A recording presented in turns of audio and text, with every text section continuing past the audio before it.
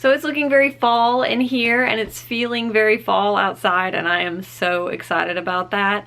I've got my Halloween decorations kind of going on. I started decorating early in September, and it also reminded me just how long it's been since I filmed a video, because these have been up since, I want to say, second or third week in September, probably about more like the second week in September. So it's been a while since I filmed, so I thought I would jump back in with a little book haul. I have accumulated some books over the past couple of months. I'm not really sure when I did the last book haul, and I probably have left out some of the books that I've gotten since then, but I'll share the ones that I could remember buying in the last couple of months. First, I'm going to start off with a book that was sent to me by the publisher, and this is Knives and Ink, and it's chefs and the stories behind their tattoos, and it also includes recipes. I had an ARC of this that was just the black and white version, and I remember thinking, like, this is going to be the most beautiful book. I'm definitely going to have to get my hands on it once it does come out. And then I was checking my mail one day, and there was this exciting package from Bloomsbury that I had no idea what it was, and I opened it, and it was this gorgeous hardcover finished copy. I love naked hardbacks. They are just gorgeous, and the inside of this book is amazing. It's got just like these gorgeous tattoos and the stories and just the colors, and then when it has a recipe, it looks like they were kind of pasted in like it's a scrapbook, and it's got pictures and just illustrations of all kinds. I am just loving this finished copy. Gorgeous. It's even more beautiful than I thought it would be. And I definitely think that this is a book that would make a really good gift for somebody who is really into tattoos. There's a second book, or it's the first book, called Pen and Ink that I really want to get my hands on, that is, I'm sure, equally as gorgeous. But yeah, this would be a great gift for somebody in your life. Now I'm going to quickly go through the next three books because I have already talked about them. I unboxed them in my Books and Bloggers unboxing video, which I will go ahead and link up here if you haven't checked that out. And these were sent to me by the blogger at Chair in the Shade. I just blanked on her name, and I'm so embarrassed about that.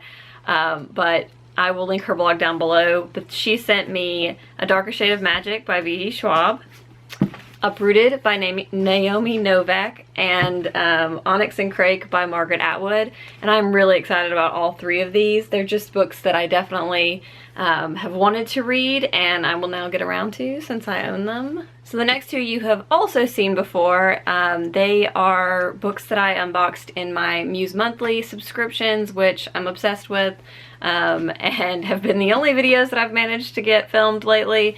But yes, so the first one is The Muse by Jessie Burton, which I have talked about several times. It was also in my most anticipated books for third quarter. I have not gotten around to this yet. It's kind of chunky, so I am looking forward to reading this, and it's absolutely gorgeous. It just has the prettiest cover. And then the second one that I got from a Muse Monthly box is The Gentleman by Forrest Leo. And this is the most ridiculous looking book. Like, the outside screams Halloween, first of all. And then second of all, it has like these illustrations in there, and it's just like footnotes, all kinds of things. It looks like it's going to be one of those reads that's just, I don't know, I'm going to be going, what the heck is going on this whole time? It just sounds like the funniest book. It's basically about a guy who somehow he ends up selling his new wife to the devil. And when he realizes it, he goes on this like crazy quest to find her and save her with this unlikely cast of characters. And it just sounds like it's going to be so freaking funny. It also kind of makes me think of Dante's Inferno, or wanting to read Dante's Inferno. So yeah, when I told my husband about this book, he was like, I feel like I should read Dante's Inferno before I read that book. And I was like, fair enough. I can see, or sorry, the Divine Comedies. The Inferno is just like a portion of it that I read in high school. But yeah, so this is definitely something that I'm going to get to in the month of October because it just screams Halloween. And this also might be a Dewey's 24-hour readathon book because I feel like it would be a good pick for that. So then I think it might have been late August, my husband and I went to a local reader-writer festival that was here in town. It was the first one that they've done, and I hope they continue to do it and kind of expand upon it. It was hotter than Hades that day, so we didn't spend a whole lot of time there, and we didn't actually have time to go to any of the kind of seminars or readings or anything because we were helping our friends move that day as well. But we did get to meet two really lovely local authors, and we were drawn to the booth because there were dragons. So the two books, and they have typical sci-fi covers, I feel like. This is 20 Million Leagues Over the Sea, and I want to say that it is that she told us it had something to do with War of the Worlds. Yeah, it's like not a sequel, but like it takes a lot of, it might be like a kind of unofficial sequel type thing to War of the Worlds. I don't remember. I honestly, it's been a while, but I know that my husband did read this and really enjoyed it. He said it was a little slow getting started, but that he really, really loved it in the end. So this is definitely one of those. Oh yeah, it does say more than 50 years after Captain Nemo sank into a watery grave, 2 decades after the last Martian invader fell from pestilence, Earth is ready to avenge her orphaned children. So it's kind of it is kind of like an unofficial sequel type thing, or it takes a lot of inspiration from those books. So then another book by one of those local authors is The Queen of Yemen, something like that, by T.D.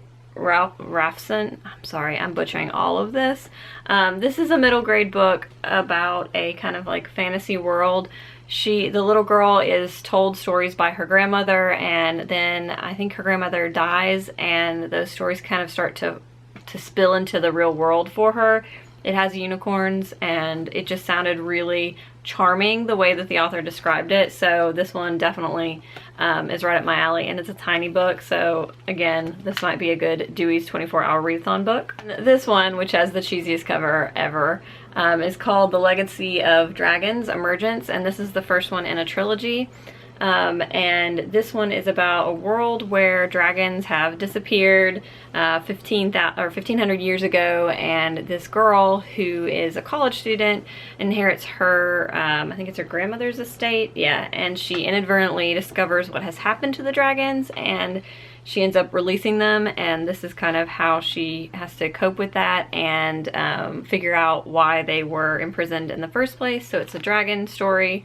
My husband really loves dragons, so this was something we were really drawn to. The second book in this series has a really cool cover that was designed by a local artist who also designs Marvel covers, I believe.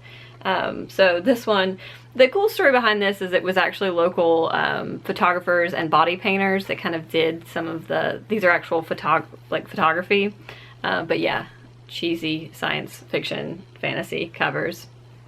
And then, because everyone will not stop talking about it, and I'm so intrigued, I ended up ordering The Long Way to a Small Angry Planet off of Book Depository. I am really annoyed that this is not a sticker I can peel off. There's like a Arthur C. Clarke Award thing on the book, but the American cover of this is like paperback is hideous, and I wanted the British one, or I think the American hardback looked like this. But anyways, I wanted this. Everybody, I'm pretty sure, knows what this is about, but I don't even remember.